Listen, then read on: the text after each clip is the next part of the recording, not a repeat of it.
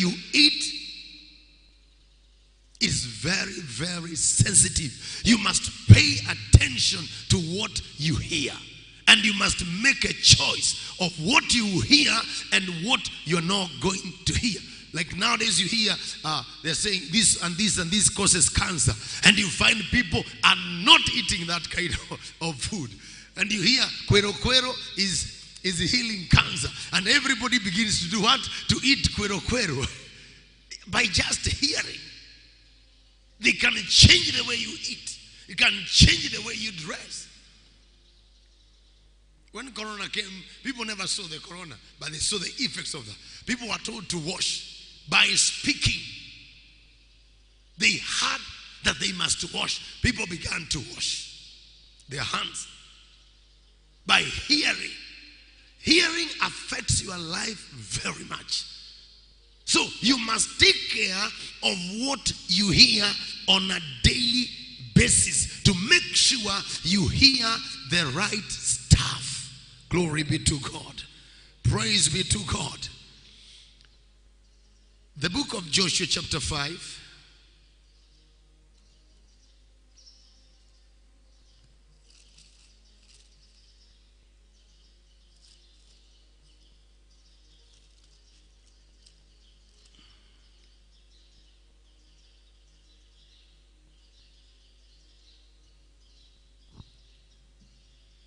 And verse 1.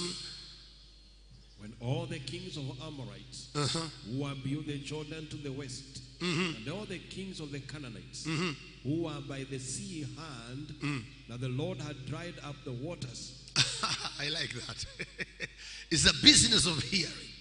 The spirituality is affected by what you hear. You become strong or you become... When they heard, what happened? When they heard that the Lord had dried up the waters of the Jordan before the Israelites, until we had crossed over, their hearts melted. Their what? Their hearts melted. Their hearts melted. And there was no spirit in them anymore. And there was no spirit in them anymore. Nobody had attacked them. Nobody had invaded them. No army had come. Somebody say the power of testimony. Hallelujah. The power of testimony. What do you say concerning your God? What do you say about yourself? Who do you call yourself? Who do you call your God? Because the enemy is listening. You see, listen to me. The enemy will always want you to hear and listen to his testimony. I want you to get this. The enemy will always emphasize on their strength or on his strength, and will make sure he wants you to receive it according to what he knows he is. He will give you his statement and his testimony of what he can do. Corona kills, accident kills, cancer kills, so that he can take two things. Can you mention them? So that he can take two things out of your spirit. I'm showing you how to weaken the enemy, or how the enemy weakens you. He does what? Their hearts melted. Their hearts melted. And there was no spirit in them. And there was no more spirit in them.